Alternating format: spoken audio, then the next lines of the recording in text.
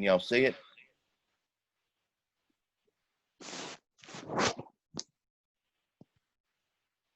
Yes. Yes.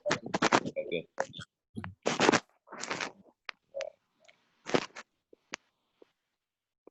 Mr. Richard, we didn't have an assignment for last week. If you hadn't handed in the disease project yet, that was due. Okay. And let's see what else was last week.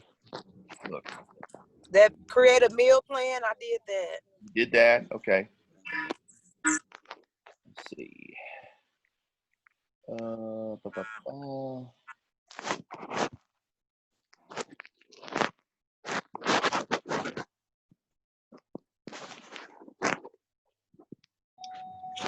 there was no assignment last week. There was a diabetes assignment, but I don't think I sent that out to you, and I'm not going to include that in the exam. Okay. Mr. Richard, my week 8 attendance on there, it don't have anything for it. Week 8 attendance. That's Nina McCarty. Hold on.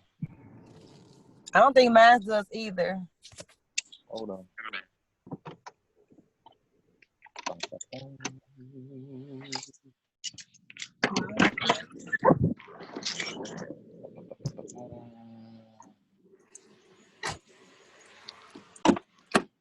Go.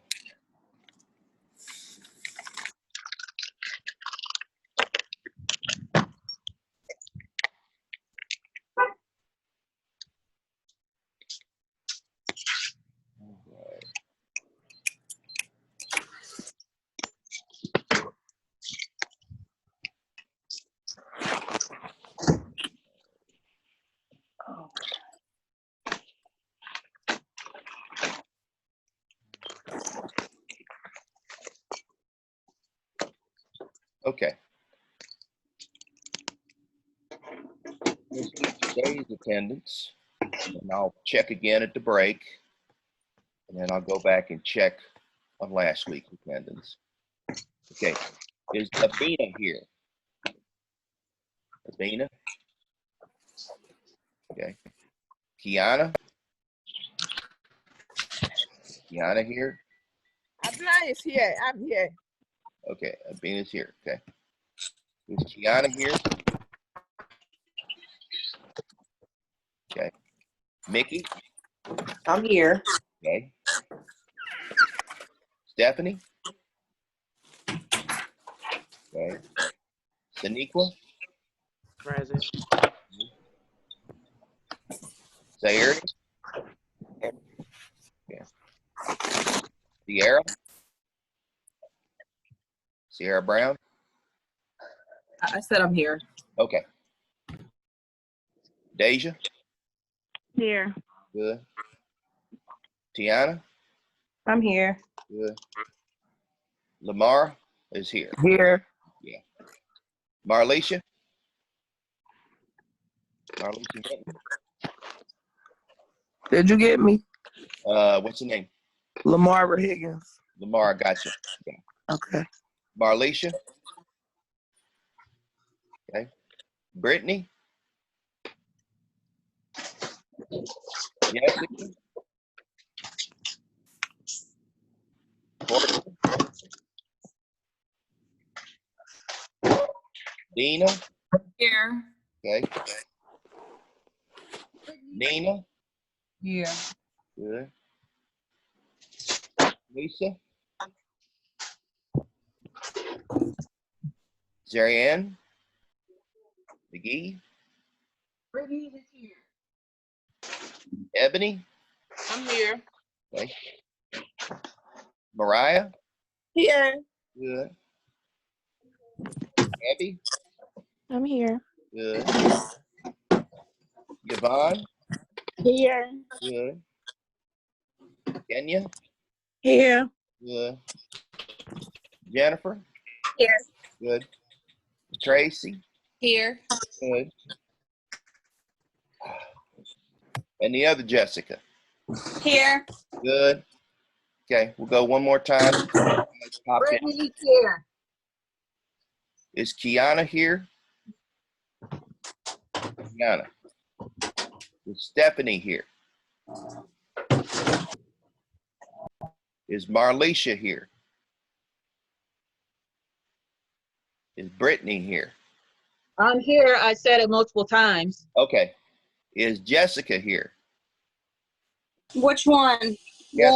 Wooling is here. Good. Courtney. Jessica Wooling. Is Courtney here? You Okay. got the wrong Jessica.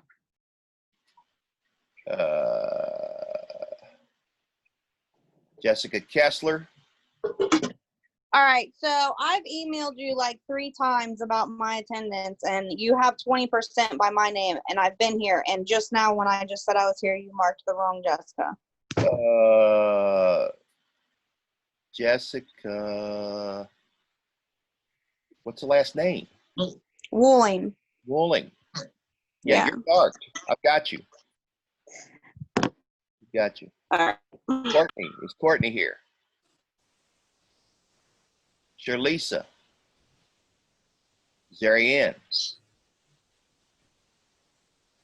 Marlisha. Stephanie. Kiana.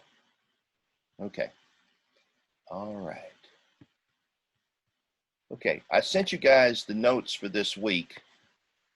It's on parenteral nutrition. Now, have any of y'all ever dealt with IVs before? Anybody? Yes, I have. No, okay.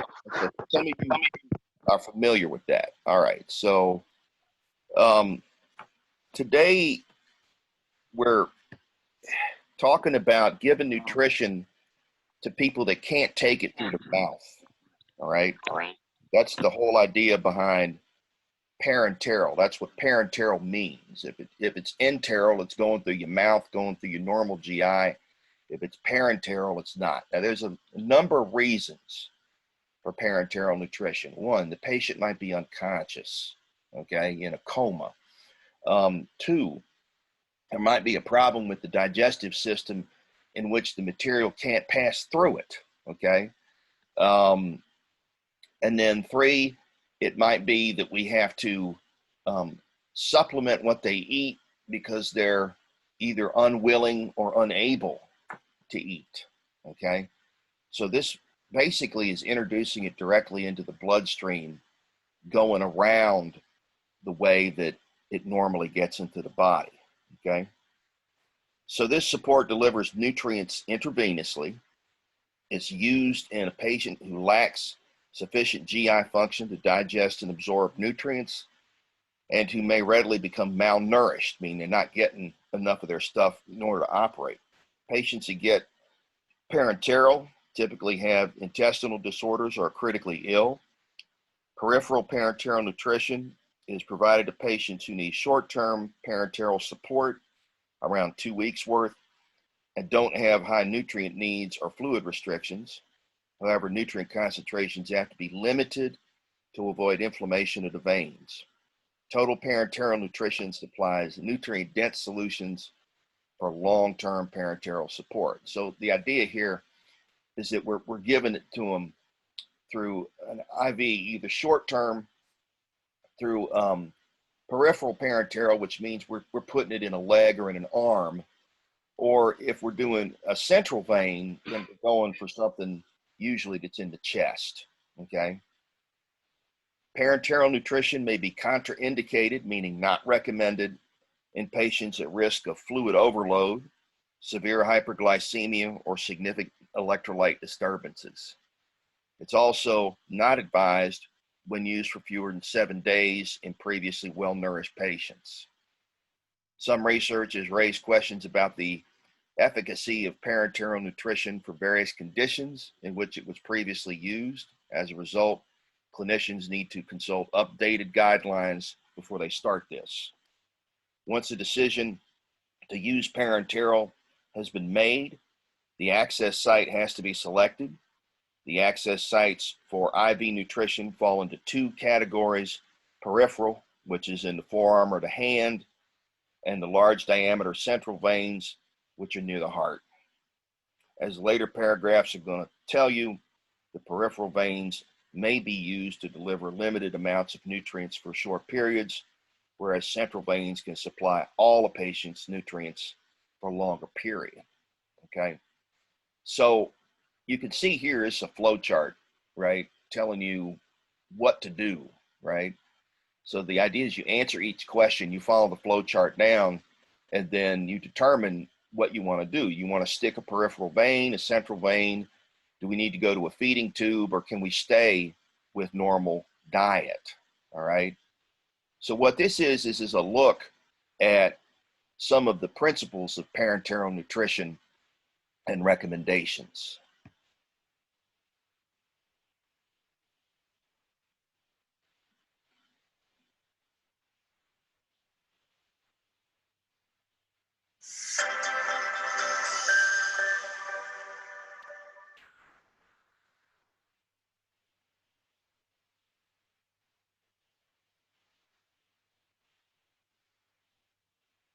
Parenteral Nutrition, Indications and Practical Applications by Caitlin Ariano.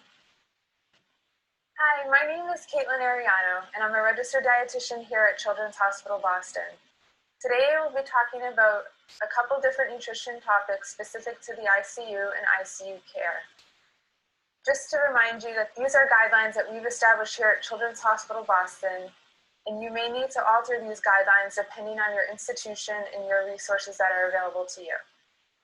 Nutrition Assessment and Estimating Nutrition Needs.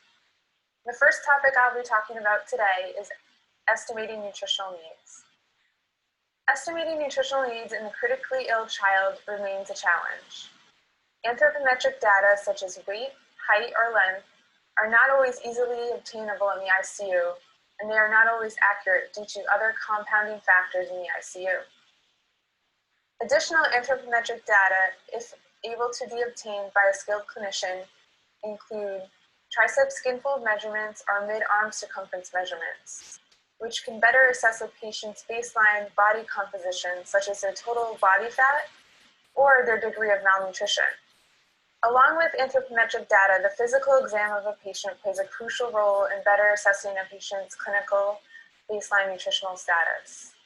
Noting whether a patient is edematous, has any temporal or muscle wasting, or altered skin integrity may further influence your final goal energy and protein needs. Weight changes over time, in addition to trends in anthropometric data, remain the gold standard in determining if your energy goals are accurate. This is why it is important to obtain these anthropometric measurements on a regular basis. Just as a patient's clinical status changes in the ICU, so do their energy demands. Nutritional needs of critically ill children versus healthy children. The nutritional needs of critically ill children significantly differ compared to healthy children. More research here at Children's has shown that the energy demands of a critically ill child are significantly reduced. Factors that are contributing to this include patients being on bed rest, they're commonly on sedation medications and chemical paralysis, along with being on mechanical ventilatory support, which significantly reduces their energy demands. Also, if a patient is receiving parenteral nutrition support, it is thought that the thermic effect of food is reduced by about 10% because the body is not using any energy to digest and absorb the macronutrients.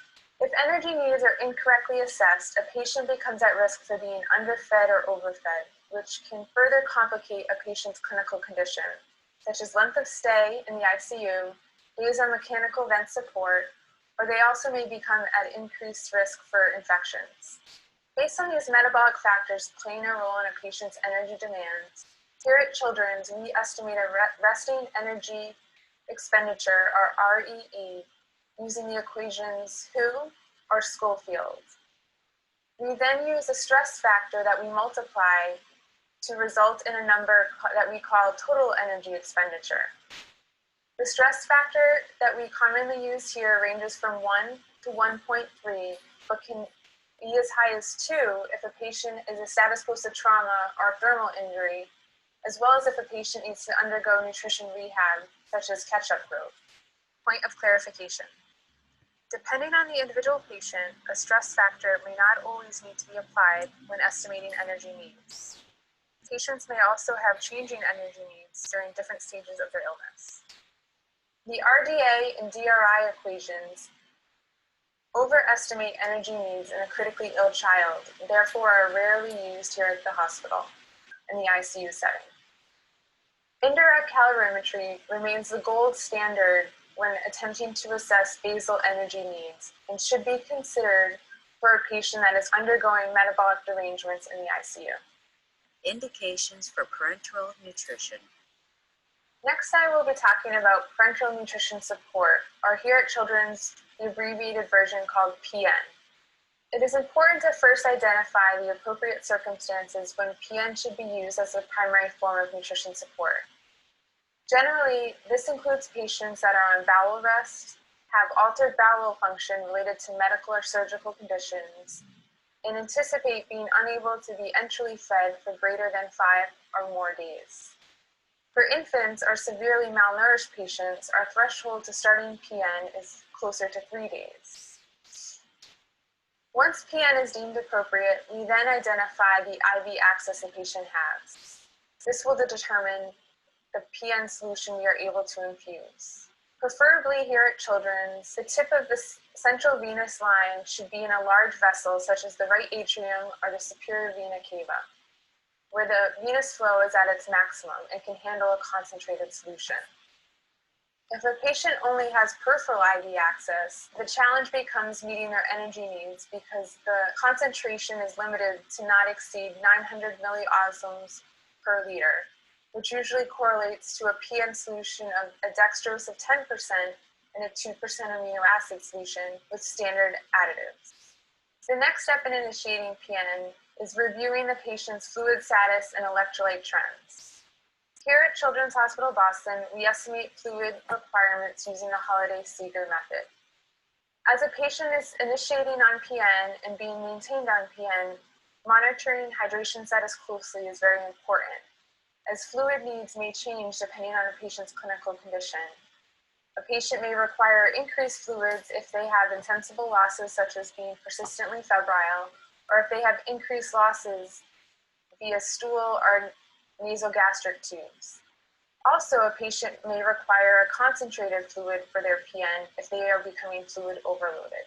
Here at Children's, our PN solution is a 2-in-1, where our lipids are infused separately.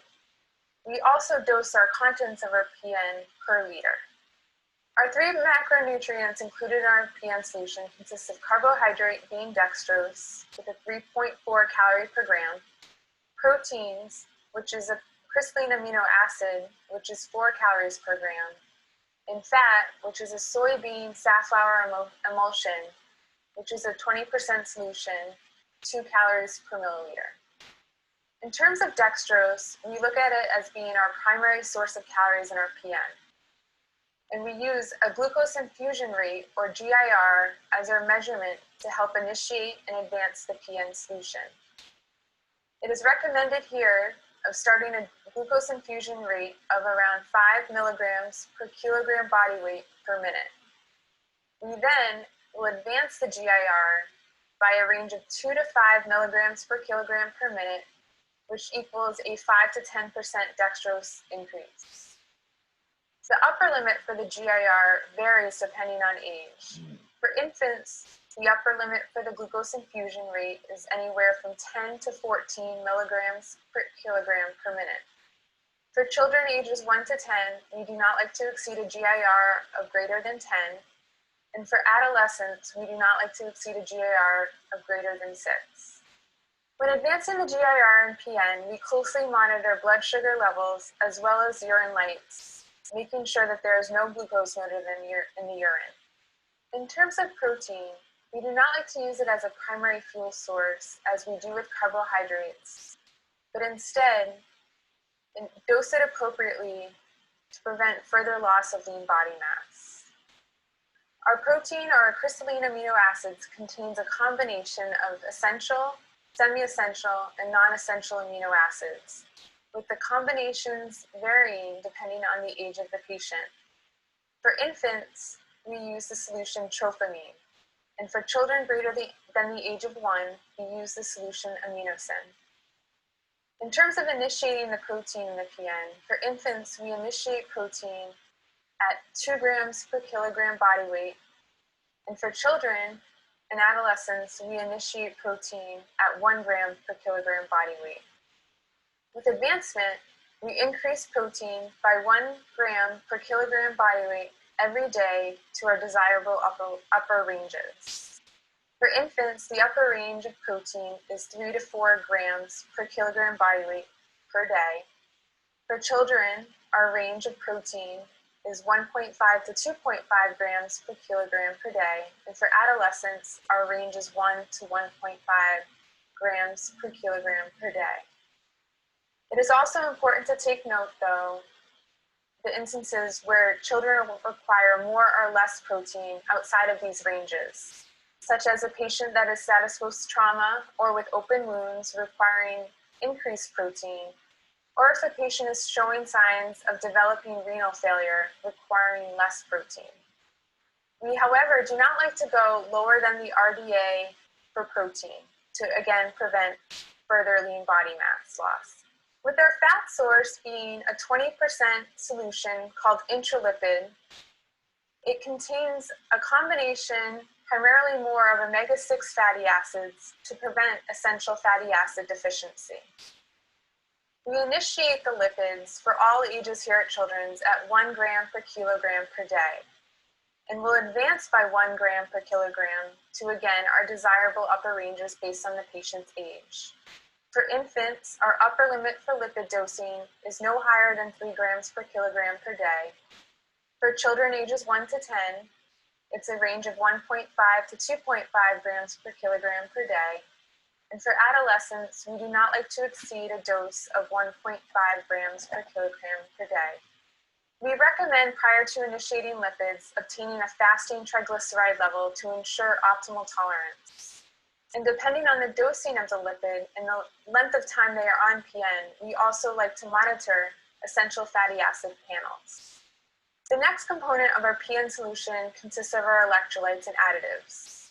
The standard electrolytes we include in our PN solution here at Children's include sodium, potassium, phosphorus, chloride, magnesium, and calcium. Our sodium standard ranges from 2 to 4 milliequivalents per kilogram, and our potassium and chloride ranges from 2 to 3 milliequivalents per kilogram body weight. We strongly recommend correcting any electrolyte derangements prior to the initiation of PN, as it is very difficult to manage electrolyte shifts once the PN is infusing. And any acute changes in PN rate or volume can adversely affect macronutrient metabolism, such as hypoglycemia or hyperglycemia. Patients, again, may require additional or less additives and electrolytes based on their clinical condition. If they are going into renal failure, they may require less potassium, phosphorus. If they have increased losses via a nasogastric tube or stool, they may require increased amounts of sodium or potassium.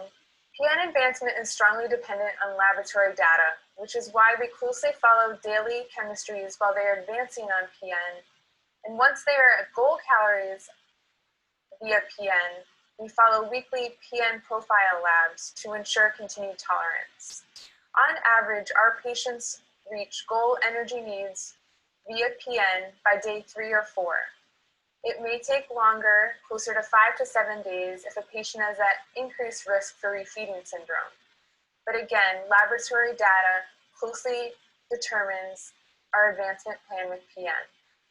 If a patient is on PN greater than 1 month and continues to receive minimal or no enteral nutrition, we also monitor long-term nutrition labs to determine if additional micronutrients such as selenium or carnitine should be added to our PN solutions, or if increased amounts of our micronutrients such as zinc or copper should also be included. That concludes my lecture on estimating energy needs in a critically ill child and parenteral nutrition support. Thank you for your time. Please help us improve the content by providing us with some feedback.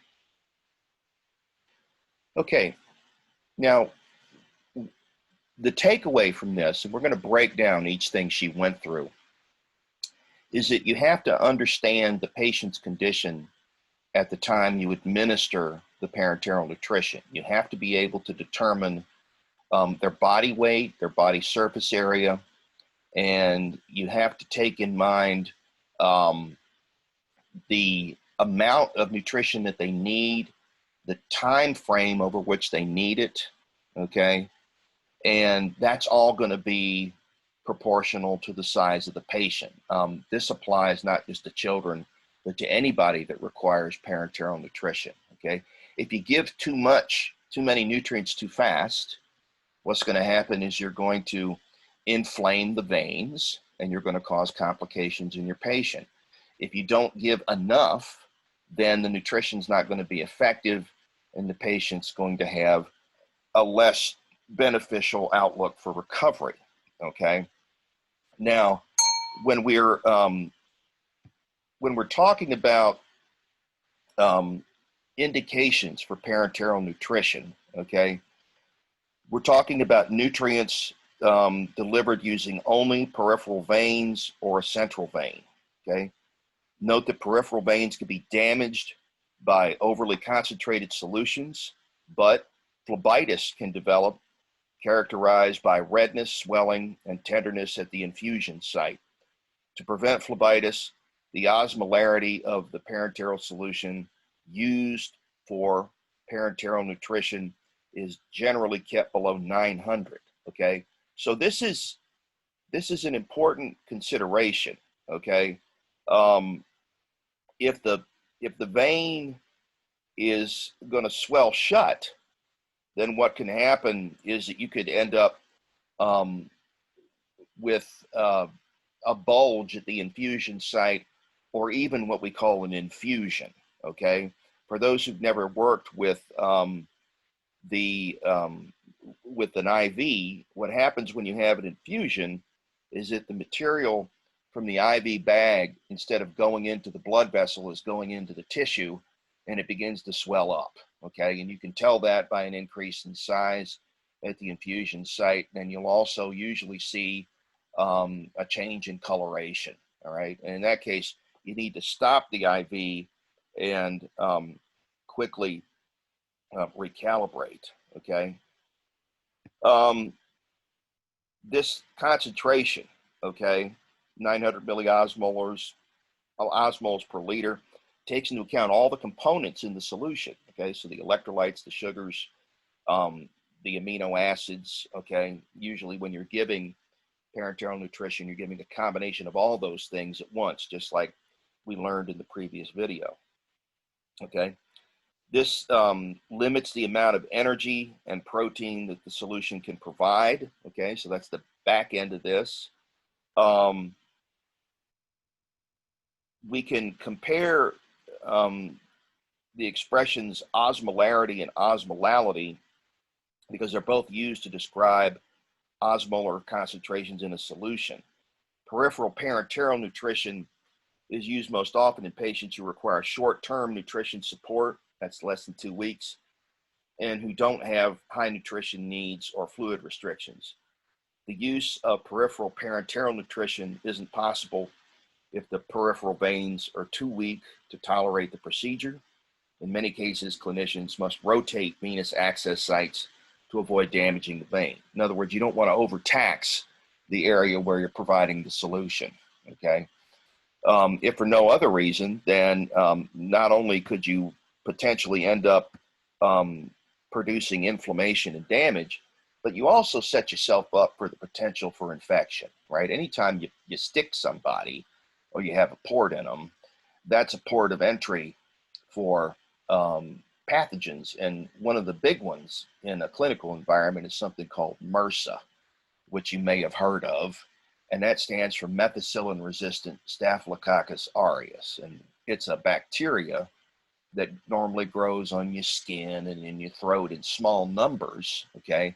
But this particular Staph aureus has been selected for resistance to methicillin, which is a derivative of penicillin that's a little bit tougher for the bacteria to resist. But in this case, these bacteria, because of basically misuse and overuse of methicillin, have become resistant to it. So we can't use methicillin as an antibiotic to treat it. So this is a big problem in a lot of hospitals and clinics where you might be dealing with an individual that's had surgery or they've been wounded and they end up getting this infection. It's called a nosocomial infection because those are the type that are usually found in a clinical or hospital environment, okay? So as we were saying before, right, you got to rotate those access sites if you're doing peripheral. And you can't do peripheral if the veins are too weak. In that case, you have to go to central, right? Possible complications, phlebitis, okay? And used for a little over a week max, okay? Prescriptions for parenteral solutions are individualized to meet the patient's needs.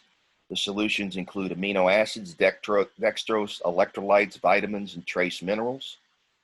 Few medications are added because of the potential for drug-nutrient interaction, meaning they could chemically react, right? And that could render the drug ineffective or even toxic. Okay. Parenteral solutions that include lipids are called total nutrient admixtures. 3-in-1 solutions or all-in-one solutions. Solutions that exclude lipids are called 2-in-1. Parenteral solutions are compounded in hospital pharmacies using aseptic technique in order to prevent contamination. And that's to avoid things like MRSA that we were talking about earlier, okay? Most patients meet their nutritional needs using larger central veins where blood volume is greater and nutrient concentrations don't need to be limited. This method can reliably provide all a person's nutrient requirements and therefore is called total parenteral nutrition, TPN. Because the central veins carry a large volume of blood, the parenteral solutions are rapidly diluted. Thus, patients with high nutrient needs or fluid restrictions can receive the nutrient-dense solution that they need, okay? Meaning we can dump more calories in there because you're not going to run the risk of inflaming the vessel, okay? TPN is also preferred for patients who require long-term nutrition. There are several ways to access central veins. The tip of a central venous catheter can either be placed directly into a large diameter central vein or threaded into a central vein through a peripheral vein. Peripheral insertion of central catheters is less invasive and lower in cost than if you go straight into a central, okay? So you can see an example here of a peripheral insertion into a central vein, right? We run the catheter all the way through. We're doing, this is going to be the basilic vein here. We'll run up through the axillary into the subclavian, and that's going to go right into the vena cava, okay? Whereas if we want to just go straight central, we go right into the subclavian. Now you will remember that the subclavian vein is right underneath your clavicle, right? That's why it bears that name, okay? And then that's going to dump directly into the right atrium of the heart. It's going to mix with a large volume of blood and then be pumped throughout the body, okay? All right. Okay. Parenteral solutions provide combinations of amino acids, carbs, lipids, vitamins, and minerals that are suited to meet patient requirements. Because the nutrients are provided through IV, they have to be given in forms that are safe to inject directly into the blood. Amino acids, they, for example, are made up in commercial solutions that contain a mix of essential and non-essential amino acids and are available in concentrations between 3.5% to 20%. The more concentrated solutions, which are 8.5% and higher, are used for preparing parenterals. So those are like concentrates. You might call it a stock solution, okay? If you've ever used that laundry detergent where you only need, say, less than a quarter cup to do a whole load, that would be an example of like a stock solution. If you wanted to dilute that. You would have to dilute that probably 1 to 10 or more to get the concentration you have in a standard detergent, okay? It's also like if you've ever made orange juice from orange juice concentrate, okay? The concentrate is the stock solution. The orange juice is the solution you're going to use, okay? So when you do that, you have to be very careful to follow the instructions that come with the stock solution, and those are usually on the label or in the insert. Just like in regular food, amino acids can provide 4 kilocalories per gram. Disease-specific products are available for patients that have liver disease, kidney disease, and metabolic stress, but they aren't often used in practice because of little evidence confirming their benefit. Glucose is the main source of energy in parenteral solutions. That's our main carb. It's provided in the form of dextrose monohydrate, in which each glucose molecule is associated with a single water molecule. Dextrose monohydrate provides 3.5 calories a gram, slightly less than pure glucose, which provides 4. Commercial dextrose solutions are available in concentrations between 2.5 and 70%. Concentrations higher than 10% are usually used only in TPN solutions. In parenteral solutions, the dextrose concentration is indicated by the letter D, followed by the concentration in water or normal saline. As an example, D5 or D5W indicates that a solution contains 5% dextrose in water. Similarly, D5NS means that a solution contains 5% dextrose in normal saline, okay? So again, you have to understand how to read and interpret those abbreviations in order for it to make sense, okay? Remember that lipids are not water soluble, so they have to be provided through IV as what we call an emulsion, okay? This supplies essential fatty acids and is a significant source of energy. The emulsions available in the U.S. contain triglycerides from either soybean oil or a mix of olive and soybean oil, egg phospholipids to serve as emulsifying agents, and a glycerol to make the solution isotonic, which means the same concentration as your blood, right? Remember that these solutions, when they're provided, all right, have to be isotonic, because if they aren't, you're going to either cause the red blood cells to shrivel up and become non-functional, or you're going to cause them to rupture if you give something that's hypotonic, okay? So whatever the nutrient is you're providing, all right, you're always going to have it in the context of a solution that's isotonic with blood, okay? Lipid emulsions are available in 10, 20, and 30% solutions, providing 1.1, 2, and 2.9 or 3.0 kilocalories per mil, respectively. As a result, a 500 milliliter container of 10% lipid emulsion would give you 550 kilocalories. The same volume of a 20% lipid emulsion would provide 1,000. In the US, the 30% lipid emulsion can be used for preparing mixed parenteral solutions, but isn't approved for direct infusion into patients. Lipid emulsions are often provided daily and can supply between 20 to 30% of total kilocalories.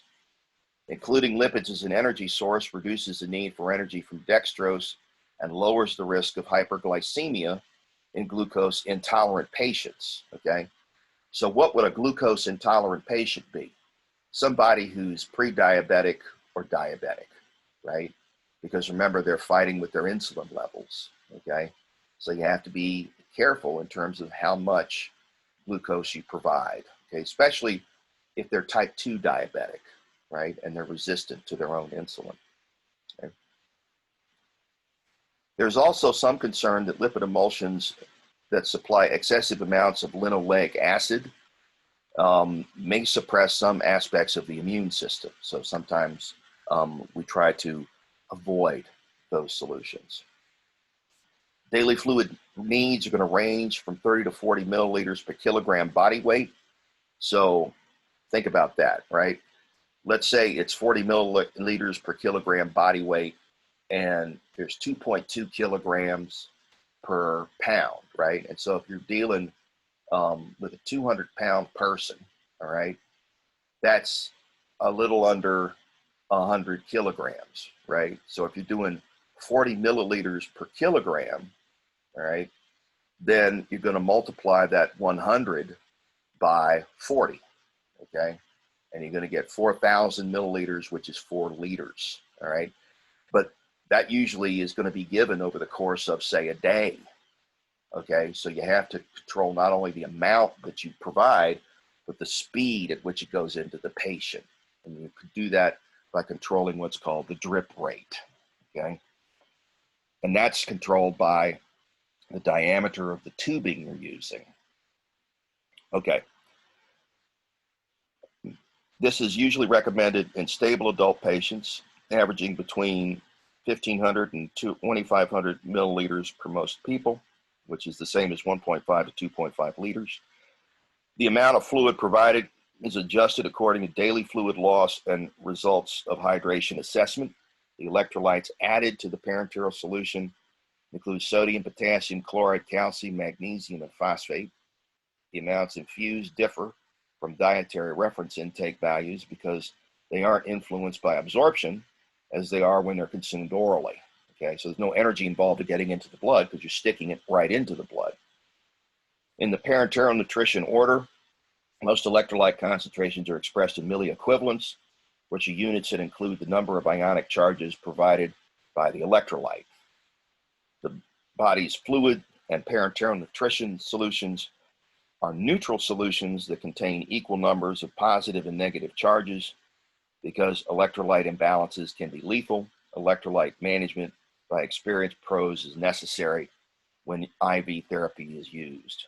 Blood tests are administered daily to monitor electrolyte levels so the patient's stable. As an example, right, electrolytes that can be that are extremely dangerous to underdose include potassium and calcium. Okay, if you go too high or too low in your potassium or your calcium, you're going to interfere with muscle and nerve function. Okay, and you could potentially kill the patient as a result of something like a cardiac event. Okay, so generally, the nurse under a doctor's order, or sometimes even the doctor themselves, will deal with that. Okay. All right, vitamins. Commercial multivitamin and trace mineral preps are added to parenteral solutions to meet micronutrient needs. All the vitamins are usually included, although a prep without vitamin K is available for patients using warfarin who may need to restrict this nutrient. And the reason is that warfarin is an anticoagulant, okay? And vitamin K is normally indicated to promote coagulation, okay? So you leave it out of the IV in order to allow the Coumadin or warfarin to be more effective, okay? The trace minerals usually added to the parenteral solutions include chromium, copper, manganese, selenium, and zinc. Iron's often left out because it can destabilize parenteral solutions that contain lipid emulsions, and because some patients have allergic reactions to infused iron. As a result, special forms of iron may need to be injected separately, okay? Iron's unusual, okay, because it's absorbed in the stomach using something called intrinsic factor, okay? And that basically is a protein, sorry, that's B12. But iron is absorbed in the stomach using transport proteins, and the acidic environment of the stomach is what helps the iron stay in solution, okay? So you can't overdo the iron. Iron salts tend to be relatively insoluble in water, and if you give too much, what's going to happen is they're going to crystallize, okay? So you have to be careful about the amount and the form of the iron that you give. To avoid the need for a separate infusion site, meds are occasionally added directly to parenteral solutions or infused through a separate port in a catheter, which is attached to a Y connector. The administration of a second solution using a separate port is a piggyback. As an example, insulin is sometimes added to piggyback to improve glucose tolerance. Heparin, which is another anticoagulant, can be added to prevent clotting at the catheter tip. In practice, few medications are added to parenteral solutions so that drug-nutrient interactions are avoided, right? It's rule of thumb, it's best not to mix them at the site of infusion, okay? You can give them simultaneously, but not through the same entry site, okay?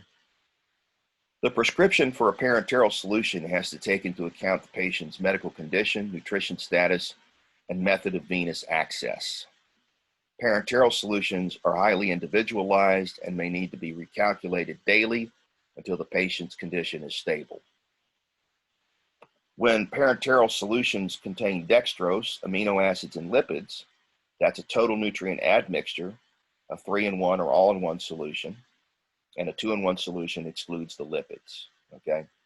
And we've already discussed again that the main energy source in these mixtures are usually the dextrose followed by the lipid content, okay? Administration of TNA solutions is simple because only one infusion pump's needed. The addition of lipid emulsion to solutions is going to reduce their stability and result in the formation of enlarged lipid droplets and particulates that can block capillaries or have damaging effects. As a result, lipids are often administered separately when they are not a major energy source and are used only to provide essential fatty acids, okay? Remember that lipids don't dissolve in blood plasma, all right? They're transported in blood plasma as chylomicrons or as lipoproteins. And that usually happens by having the lipid first absorbed through the small intestine and then into the lymphatic system where the chylomicrons are created. And then they work their way from the lymphatic system back into the blood. Well, if you're throwing lipid right into the blood and you're doing it in large amounts, you're basically going to make these blobs of oil, essentially, that are going to block flow. And you don't want to do that, okay? So that's why you have to be careful about the rate at which you administer this stuff and where you administer it. Okay, a catheter is just it's like a long needle, okay? And it's used to access a cavity inside the body, all right? Although skilled nurses can place catheters into peripheral veins, only qualified doctors can insert catheters directly into a central vein. Patients may be awake for the procedure and given local anesthesia. Unnecessary apprehension can be avoided by explaining the procedure to the patient, so you want to tell him what's coming up. Catheter-related problems frequently cause complications. Catheters may be improperly positioned or may dislodge after they're placed in. Air can leak into the catheter and escape into the blood and block blood flow. Catheters in peripheral veins can cause phlebitis, and that may require reinsertion at a different site. A catheter can become clogged from blood clotting or from a buildup of scar tissue around the catheter. Catheters are also a leading cause of infection. This is a big one. Often you can cause MRSA to get inside someone's body via a catheter, okay? The contamination may be introduced during the insertion or may develop at the placement site. To reduce the risk of complications, use aseptic technique when inserting the catheter, changing the tubing, or changing the dressing that covers the catheter.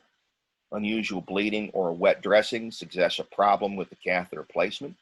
A change in infusion rate may be indicated for a clogged catheter, meaning you slow down or speed up the rate at which the material is going into the blood vessel, okay? Infection may be indicated by redness or swelling around the catheter site or by an unexplained fever. Routine inspection of equipment and frequent monitoring of the symptoms for the patient minimize the problems that we associate with catheters, right? Anytime you're sticking something into somebody from the outside, you're running the risk of introducing infection. Okay.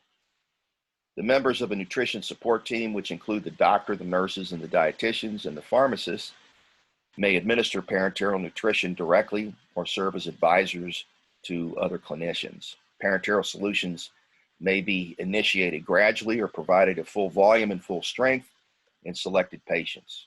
Critically ill patients may require continuous infusion, whereas healthy patients and long-term users may prefer cyclic infusion. Catheters are frequently the cause of complications, and we've sort of gone over those, okay? Metabolic complications include hyperglycemia and hypoglycemia, hypertriglyceridemia, refeeding syndrome, and diseases affecting the liver, the gallbladder, and bone. When the need for parenteral nutrition resolves, meaning they don't need it anymore, patients are transitioned to an enteral diet, meaning they eat normally as the volume of parenteral nutrition gradually is reduced. Okay. All right. At this point, we're at the halfway point on this presentation. So we'll take a pause here and we'll come back in 15 minutes. All right. So I will go ahead and mute out, and I will see you guys at, let's say, 11:30. Okay. Mr. Richard, Yes, ma'am. you didn't mark me present, and I Hold on. was saying this. I don't think that you were seeing Hold hurt on. me. Hold on. Stay on page. What's the name? Stephanie. Stephanie. And I'm here too, Shalisa McIntyre. Lisa. Okay, hold on. It's actually Bum, bum, bum. Courtney Little is here too. Okay. McIntyre and Stephanie Beckham. Beckham is here. Okay, good. BBB. Beckham. Why am I not seeing you? I'm at the top. Oh, way at the top. There we go. Ba, ba, ba. Okay. Shalisa.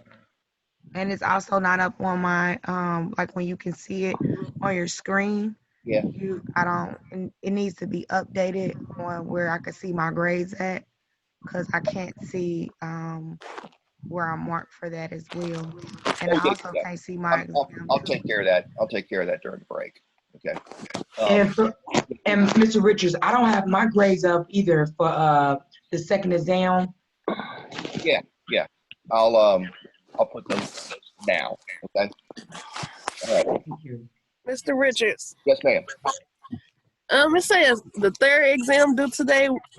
It's not today. What's going to happen is it's just like last time. I'll let it go until Sunday at 11:30. Okay. Are you going to send a review sheet practice. so we can know what? Because we Yeah. haven't sent that Practice yet. like last time. Yeah. Mhm. Okay. Cool.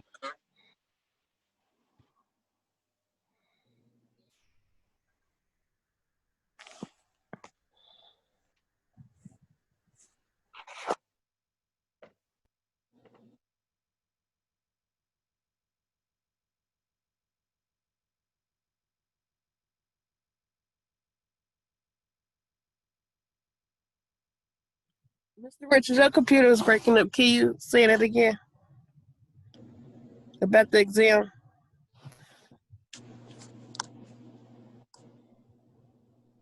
I'm going to send you guys a practice today. I'm Zaria McGee here. Okay, hold on. Got you. Thank you. Okay. How about Courtney? Is Courtney here? Marlisha? Kiana? Okay. Courtney here. Courtney's here? Yes. Okay. All right. Cool.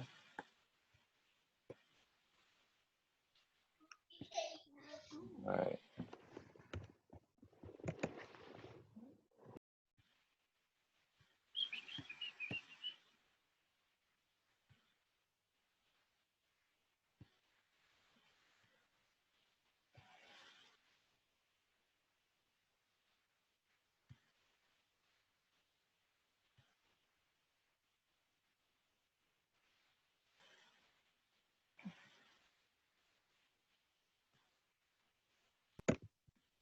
So, Mr. Richard, with the practice exam, do we have to submit that back to you or no?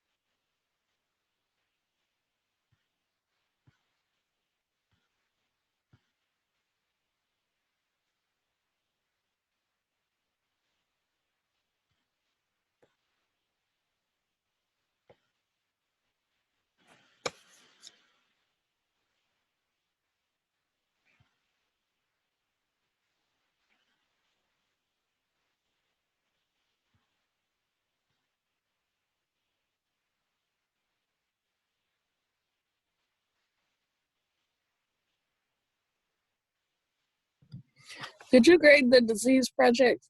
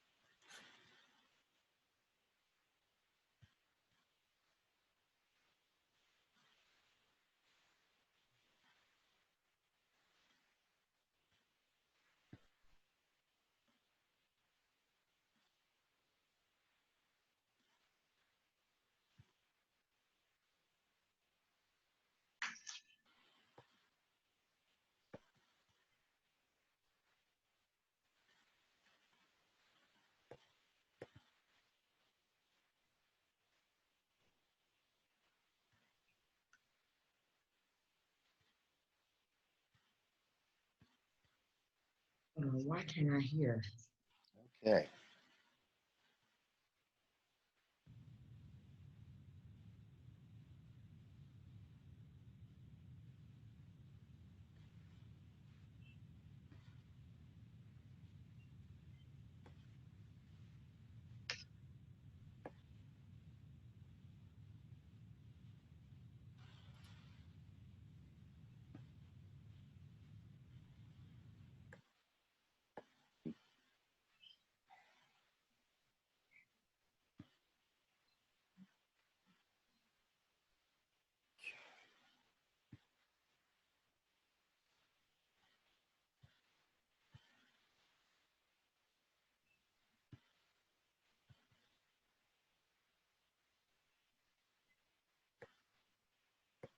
Okay. That's what I have on attendance. Abina's here, Kiana's here, Nikki's here, Stephanie's here, Daniqua's here, Zara's here. Lamar here. Yeah, you here. Yep. Can y'all hear me? Yeah. Okay.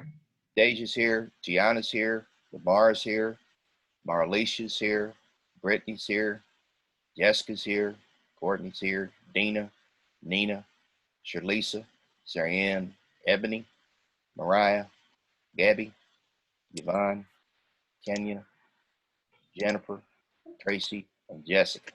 All okay. All right. Okay. Back to these catheters. All right.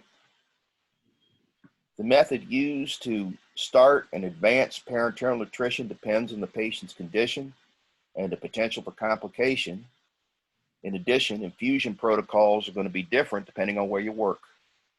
One approach is to start the infusion at a slow rate with a solution that's either full strength or dilute, and increase the rate gradually over a 2 to 3 day period. As an example, 40 milliliters an hour can be infused during the first 24 hours of administration, supplying 960 milliliters, and the volume can be increased to the goal rate on the second day.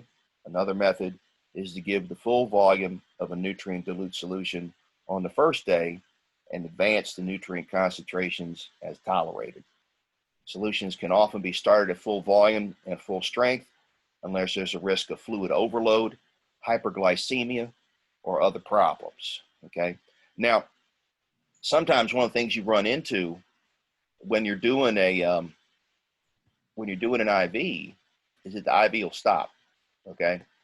And if you come in and you're a nurse and you're in charge of the IV and the IV is stopped, you have to determine how much went in, what time it is now, and then how you have to adjust the IV flow rate in order to get the amount of drug in and the amount of time remaining, okay?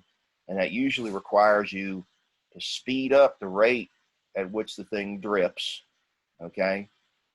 And to take into account when you want the end time to be, okay? Another thing that can sometimes happen is that the IV can discharge too quickly, okay? In which case you need to slow the drip rate, all right? And there are methods to do that, all right? Okay. Parenteral solutions are usually given over 24 hours. We call those continuous parenteral nutrition in acutely ill patients. Patients who need long-term parenteral nutrition get infusions of 8 to 14-hour periods only, which we call cyclic parenteral nutrition. And this allows more freedom of movement during the day. For this method, patients have to be able to start and stop daily infusions without complication and tolerate nutrient-dense solutions that allow them to meet their nutritional needs in a shorter time period. Some patients may begin with continuous infusions and transition to cyclic as their condition changes. Okay. Regular monitoring, that's what we were talking about earlier, can prevent these problems. The parenteral solution and tubing are checked frequently for signs of contamination. Routine testing of glucose, lipids, and electrolyte levels helps to determine tolerance to solutions. Frequent reassessment of nutrition may be necessary until the patient is stable. Rapid changes in infusion rate are discouraged in patients who are at risk of developing hyperglycemia or hypoglycemia. A patient should have adequate GI function and minimal risk for aspiration before parenteral nutrition can be tapered off and enteral feedings can be begun. Transitioning to an oral diet is sometimes hard because a person's appetite remains suppressed for several weeks after parenteral nutrition stops. Patients getting continuous parenteral nutrition may have better appetites during the day if they're switched to nocturnal cyclic feedings before the beginning of oral ingestion. During the transition to an oral diet, a combination of methods is often needed. Parenteral infusions are usually reduced at the same time that tube feedings or oral feedings are begun, such that two methods together supply the needed nutrients. For some patients, parenteral nutrition may be discontinued soon after the patient can tolerate solid food. This method is often important for patients who receive parenteral nutrition for only 1 or 2 weeks and who were well nourished before. A more gradual change may be necessary for pediatric patients who are older or debilitated, and patients who are without oral intake for more than 2 weeks. If GI symptoms like nausea, vomiting, bloating, or diarrhea happen, oral feeding should be limited in size or frequency until the intestines adapt. Once about 60 to 75% of nutrient needs can be provided by other means, the parenteral infusions are typically stopped. And you can see here, again, the kind of things you want to check for, all right, before you start, then every 4 to 8 hours, then daily, and then several times weekly, okay? So you take into account when you're doing these weeklies, all right, how well nourished the patient is, okay? And you can determine this by doing things like blood work, all right, to determine their nutrient levels. And you can also assess the patient's energy level, okay, their muscle mass, all right.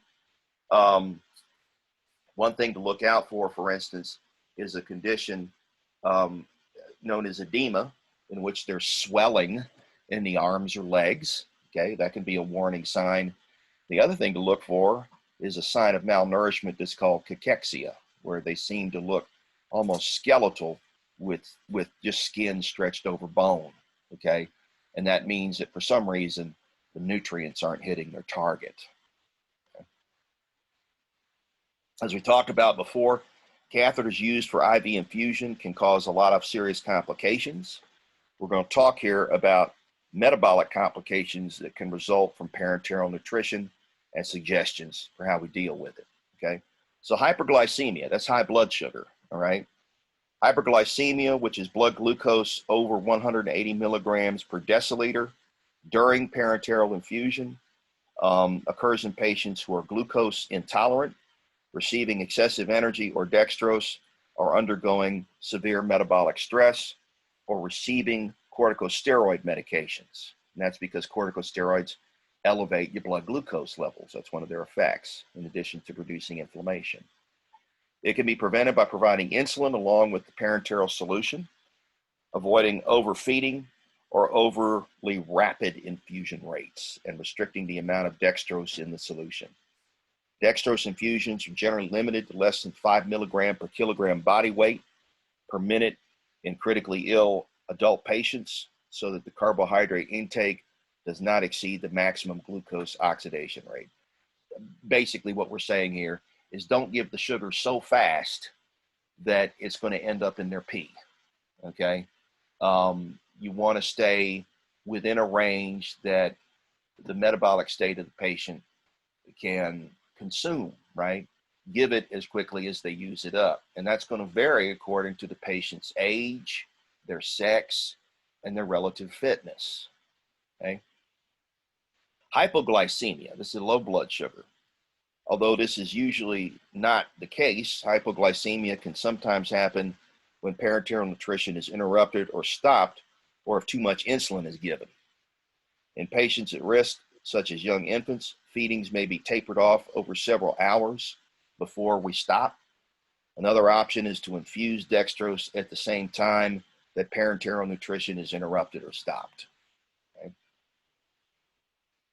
Hypertriglyceridemia, too many triglycerides in the blood, right? This results from dextrose overfeeding or overly rapid infusion of lipid emulsion.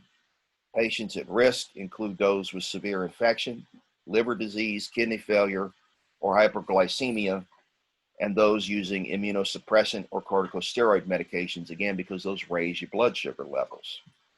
If blood triglyceride levels exceed 400 milligram per deciliter, lipid infusion should be reduced or stopped, okay? And again, you get that from blood work that comes from the lab. Refeeding syndrome, okay? Severely malnourished patients who are aggressively fed may develop refeeding syndrome, characterized by fluid and electrolyte imbalance and hyperglycemia. These effects happen because dextrose infusion raises the level of circulating insulin, which promotes anabolic processes that quickly remove phosphate, potassium, and magnesium out of the blood. The altered electrolyte levels can lead to fluid retention and life-threatening changes in organ systems. Heart failure and respiratory failure are also possibilities. Refeeding syndrome generally develops within 2 weeks of beginning parenteral infusion. The patients at high risk are those who have experienced chronic malnutrition or substantial weight loss. Symptoms include edema, cardiac arrhythmia, muscle weakness, and fatigue. To prevent refeeding syndrome, health practitioners may provide only half the patient's energy requirement when they initiate nutrition support and gradually advance the dose over several days while checking and correcting their electrolyte levels. Liver disease, okay? A fatty liver can result from parenteral nutrition, but it's usually corrected after the parenteral infusions are stopped. Long-term parenteral nutrition can result in progressive liver disease and eventually lead to liver failure, and that will lead to death unless we have a transplant. The cause of liver abnormality is often unclear. Liver enzyme levels are checked weekly during parenteral support, and abnormal values are often seen within weeks of beginning the infusion. The patients at high risk of liver disease are those with pre-existing GI or liver problems, patients who are malnourished, or those who are suffering from severe infection. To reduce the risk, clinicians avoid giving the patient excess energy, dextrose, or lipids, which promote fat deposits in the liver. Cyclin infusions may be less problematic than continuous infusion. If appropriate, some oral feedings may be encouraged to reduce the amount of parenteral support needed. Note that different clinical illnesses and disease treatments can also cause liver complications, so parenteral nutrition can't be assumed to be the only cause. And then gallbladder disease, okay? Remember that your gallbladder is a little green sac behind your liver that collects bile that the liver makes and concentrates it so that it can emulsify the fat in your diet, okay? Gallbladder problems develop when the GI tract is unused for a long time. When parenteral nutrition continues for more than a few weeks, a sludge can build up in the gallbladder and lead to gallstones. Prevention is sometimes possible by starting oral intake or tube feeding before the problems start. Patients requiring long-term parenteral nutrition may be given meds to stimulate gallbladder contraction or improve bile flow, or may have their gallbladders removed. And if that happens, after we remove your gallbladder, your diet after that has to be a little bit lower in fat, okay, because your bile isn't going to be as concentrated and as effective at emulsifying the fat in your diet. Metabolic bone disease is the result of long-term parenteral nutrition associated with low bone mineralization and density, which may be related to changes in intake or metabolism of calcium, phosphorus, magnesium, and vitamin D. The ideal intervention is going to vary. It may include changing parenteral nutrients, meds, and then, of course, weight-bearing physical activity, because that increases bone density, right? The more exercise you do, the denser your bones become, and the higher your muscle mass gets, okay? Okay, at home.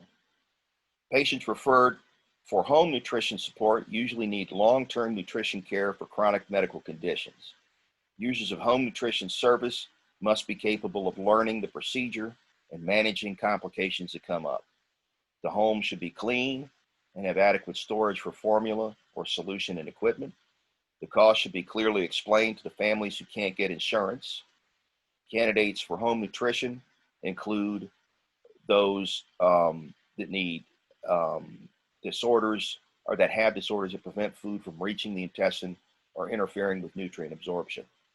Examples include individuals with dysphagia, meaning they can't swallow; gastroparesis, which is that the stomach doesn't empty very quickly; gastric outlet or duodenal blocks; some types of fistulas. Now, a fistula is a connection between two organ systems that normally aren't connected, okay?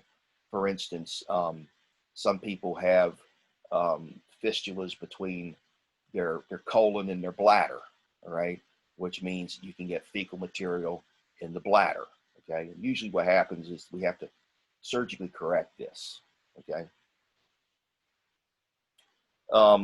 Pancreatic or intestinal conditions causing malabsorption are another cause. For some home parenteral nutrition, individuals who have disorders that severely impede nutrient absorption or interfere with intestinal motility may require parenteral. Examples include people with short bowel syndrome, radiation enteritis, certain types of motility disorders, and chronic bowel obstruction, okay? Your large intestine and your small intestine can get blocked, all right? There's two kinds of blocks. We talked about this, I think we talked about GI, but it's good to review it here. one type of block is called a structural block and one is called a functional block. In a structural block, there's a physical block or constriction at some place along the pipe, okay? And that can be because the intestine can twist, buckle, or kink, or it may have a mass in it, okay? The mass may be indigestible material or maybe a tumor, okay? And what happens is the food builds up upstream of the block, and the danger is that the tube could blow. And if the tube blows, then you got complications like massive infection, okay?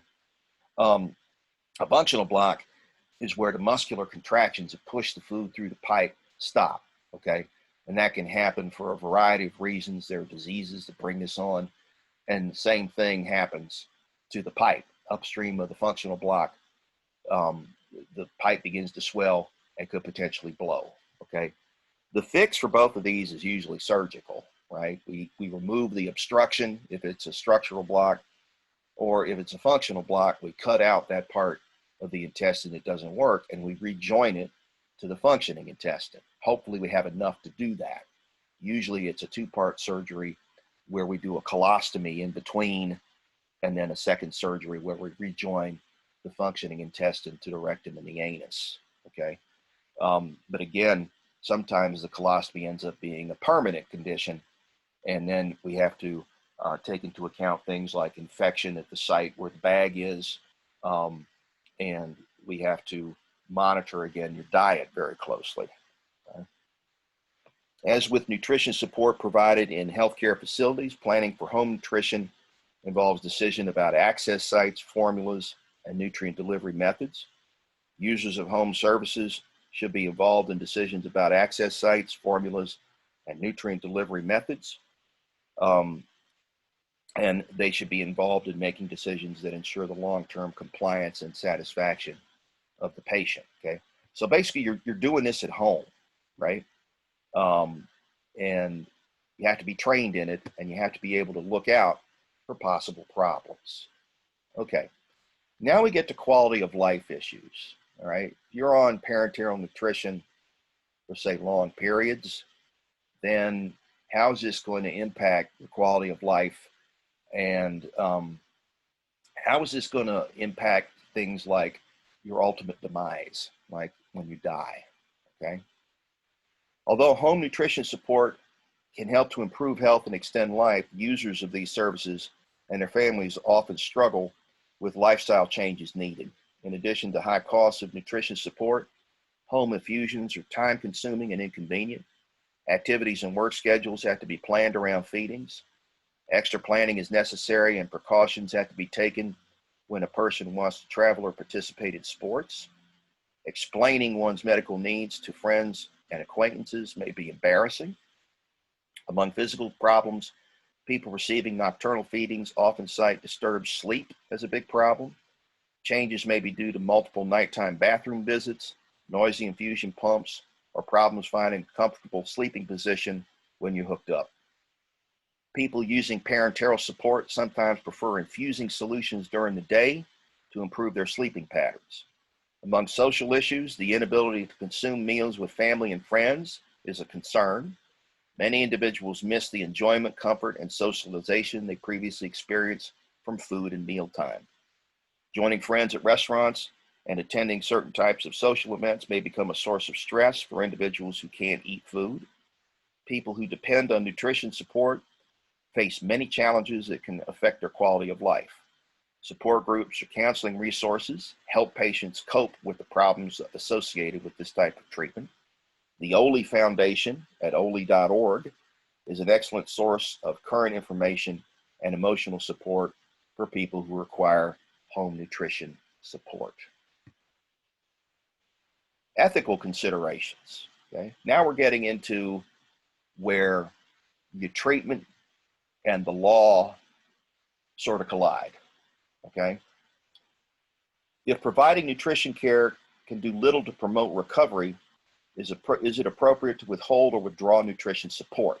That's one ethical question. Do patients and family members have the right to make these types of decisions on their own? Another question. How important is the input of health professionals?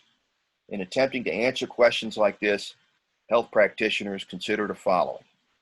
They use ethical principles. 1, a patient has the right to make decisions concerning his or her own well-being. We call that patient autonomy, even if refusing treatment could result in death. Okay, you can't force somebody to consume nutrients, okay, if they don't want to. It's generally accepted that the patient's preferences should take precedence over those of their healthcare provider. The patient should be fully informed of a treatment's benefits and risks in a fair and honest manner. We call this disclosure.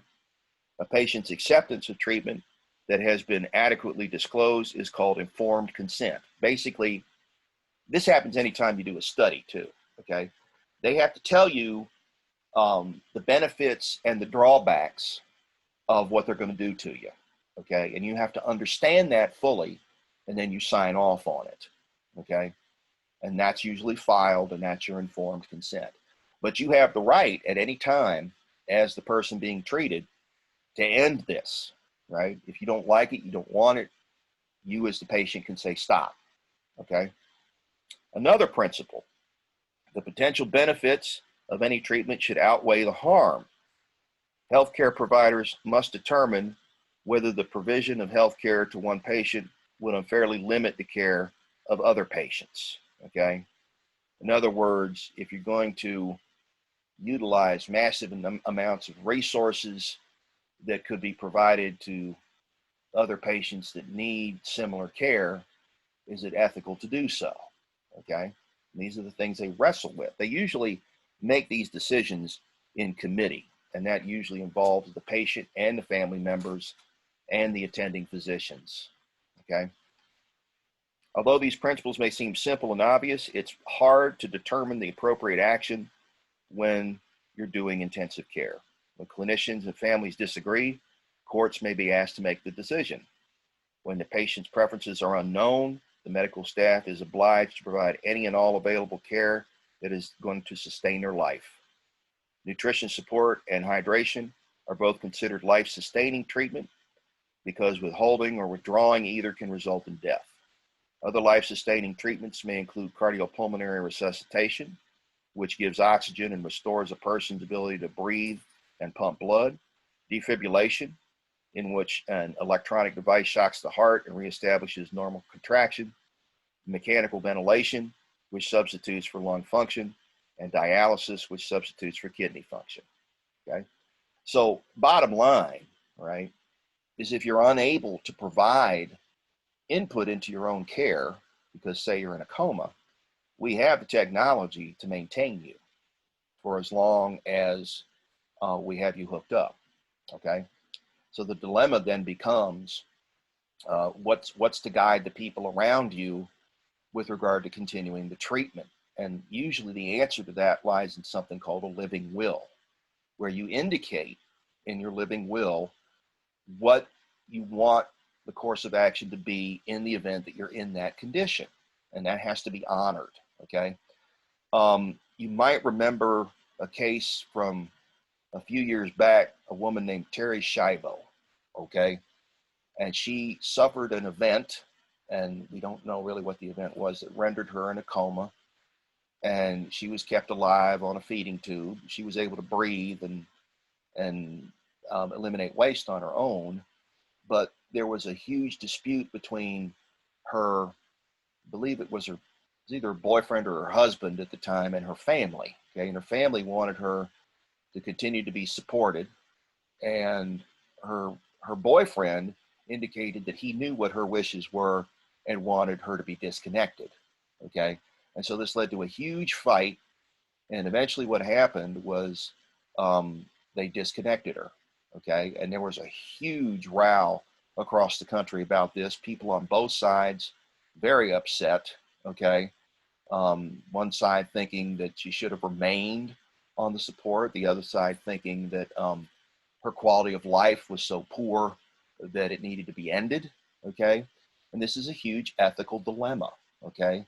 And that's why leaving specific instructions is critical for those who are providing the care after you're no longer able to respond, okay?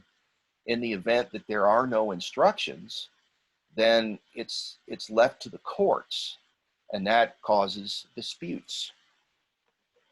Although life-sustaining treatments are readily provided to patients who have a reasonable chance of recovering from an illness, it may be difficult to determine the best course of action for patients who are dying or unlikely to regain consciousness. Under these conditions, treatments may be considered futile because they're unable to improve the outcome of the disease or increase the patient's comfort and well-being. If patients or caregivers demand treatment that health practitioners have determined to be useless, a legal resolution may be needed. On the other hand, medical personnel may find it objectionable to withdraw life support when they know that the inevitable consequence will be the death of the patient. Okay, so this is a big problem. Okay, and this is why everybody should have some form of a living will. All right, some instructions for what to do with you in the event that something like this happens to you. Advanced planning. Individuals are encouraged to discuss their medical preferences with family members and surrogate decision makers so that their wishes will be considered in the event that they become incapacitated. In addition, written instructions regarding your preference can be incorporated into the medical record and updated when appropriate. They take effect only if a physician determines that a patient lacks the ability to understand and make decisions about available treatments. If a person's preferences are unknown, decisions are based on a patient's best interest as determined by a caregiver or a family member, okay? So that gets sticky, right? You got somebody else determining what's best for you and you're unable to put in any input, okay? And those two things may be totally different, all right?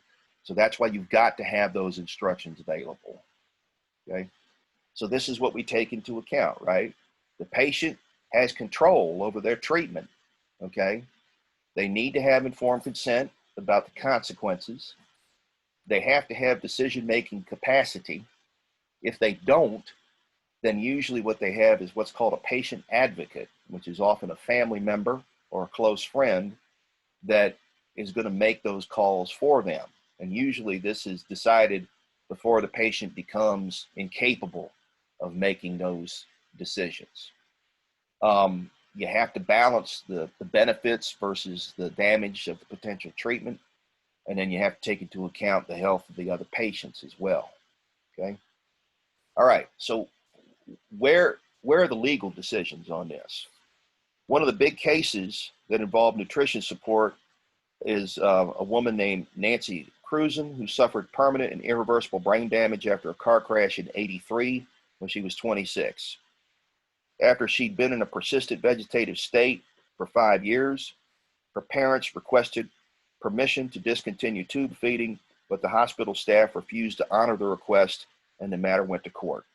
The Missouri Supreme Court determined that Nancy had never definitively stated her right to die wishes and that her parents were unable to make such a request for her.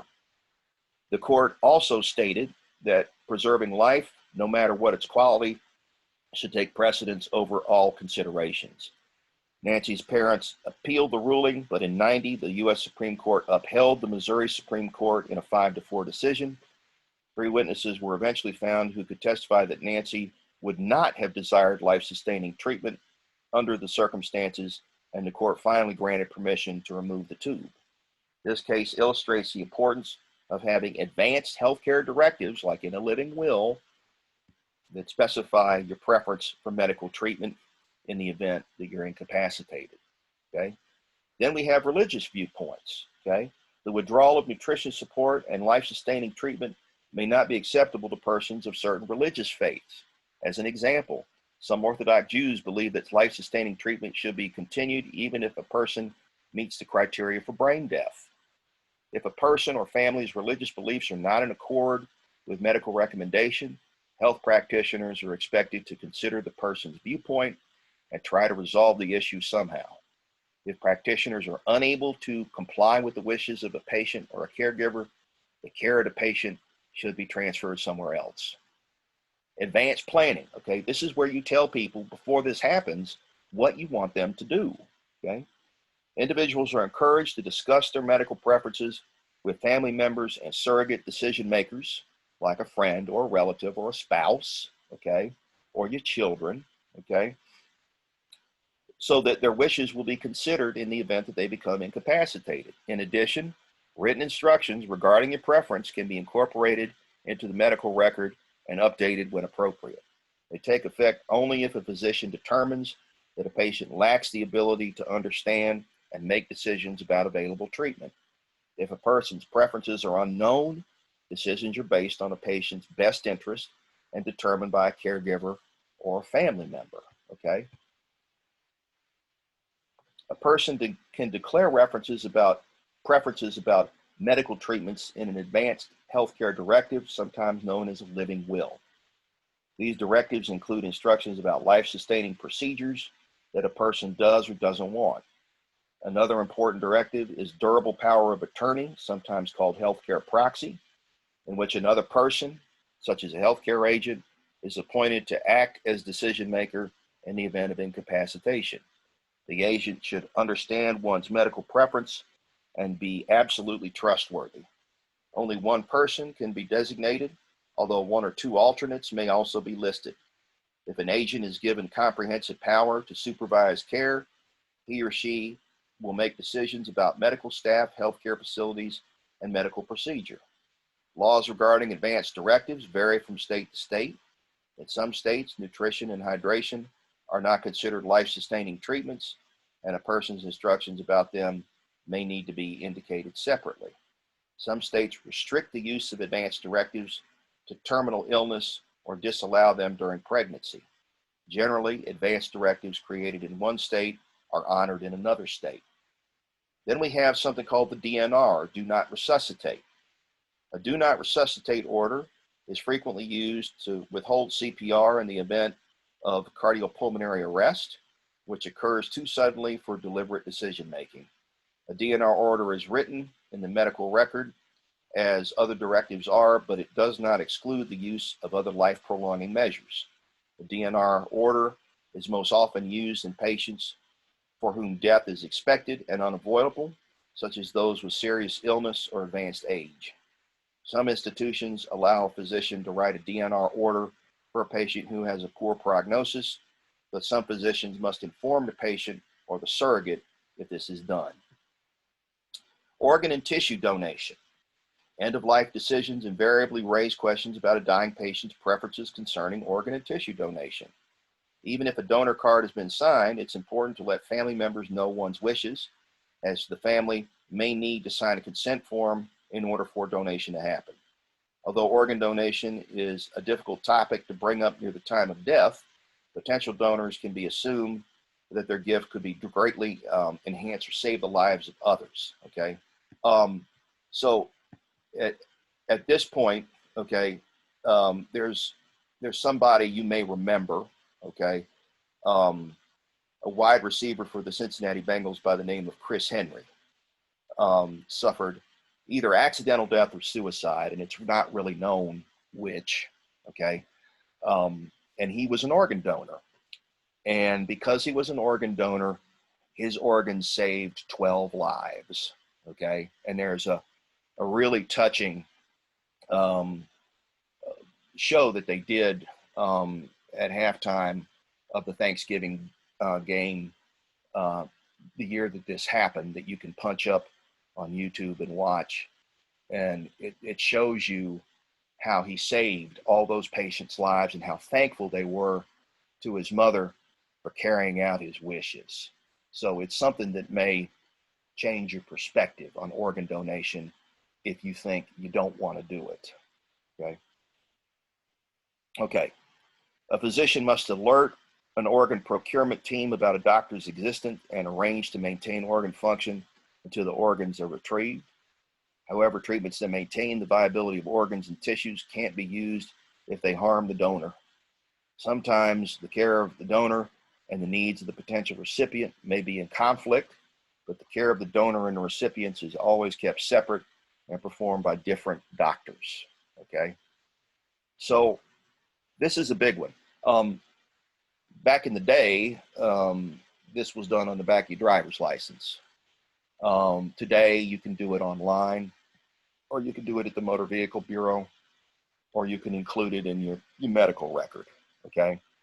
But there's no doubt that if you're a donor, that you're, in the event of your accidental death, usually that's when the donations are most effective. You're going to save a lot of lives. Okay, your liver, your heart, your corneas, your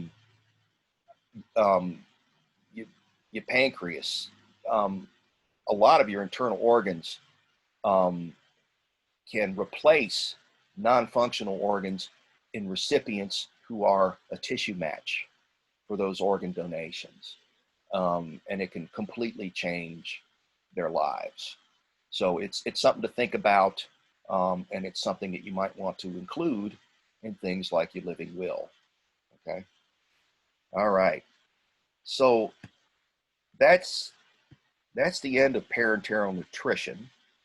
And what I'm going to do is I'm going to send you guys a practice exam. All right. And then I will pop the final exam. I'm going to enter all your disease project grades today and any missing grades because we're basically at the end here. And I will take any questions before we bump out.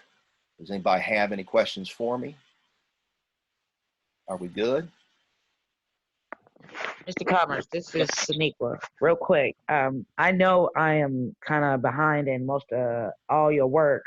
I was going up to the school tomorrow to have everything printed off so I can fill out and submit. And I just wanted to know, does it still stand at the deadline is Sunday at 11:30 Yeah.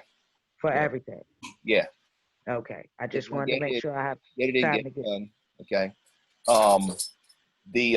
Remember also that you don't have to print it out. You can submit it electronically through an email because It's not allowing me to pull the PDF up to fill it out to email it back to you. So Are you using a don't. phone or a computer?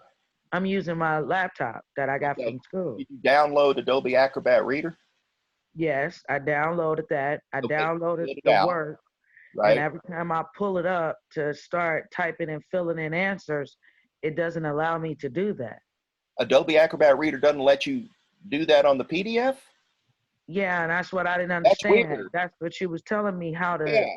do it, and I normally can, pick up on simple directions like that. Yeah. That's really strange. I don't know if there's a lock on my laptop. I don't know what's going on. So I say because of time consumption, I don't have time to get Yeah, it if you want finished. to print I'll it get out, it. if you want to print it out and take a picture of it, send it. That's fine. That's no Okay. problem. Okay. Thank you. I just want to be able to turn in my work. Okay. All Yeah, right. Good. Anybody else before we bump out? We good? Okay. All right. Look for an email from me later today.